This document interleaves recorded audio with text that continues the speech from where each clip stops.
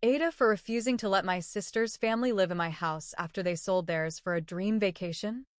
So I, 32M, own a modest three-bedroom house that I've been paying off for the last 10 years. It's nothing fancy, but it's mine, and I'm proud of it. My sister, 29F, and her husband, 31M, are the typical free-spirited types. They've always talked about quitting the rat race, living life to the fullest, all that. Well, a few months ago, they finally did it. They sold their house during a booming market, thinking the profit would fund a year-long break to travel. They believed they could stretch the money by traveling cheaply, staying in hostels or Airbnbs, and getting by with occasional odd jobs.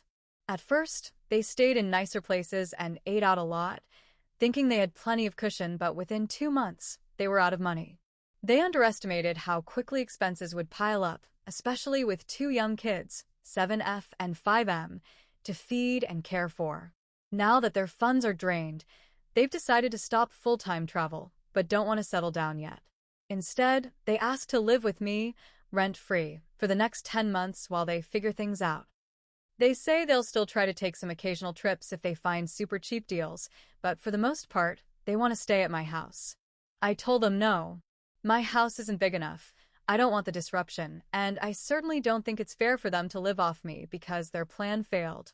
I offered to help them find an affordable rental or even cover part of their expenses for a couple of months so they could get back on their feet, but that wasn't enough.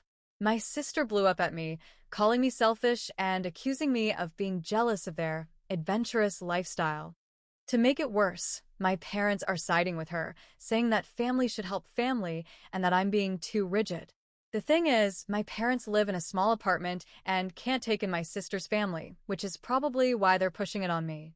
They say I don't understand the value of experiences and that I should be more supportive.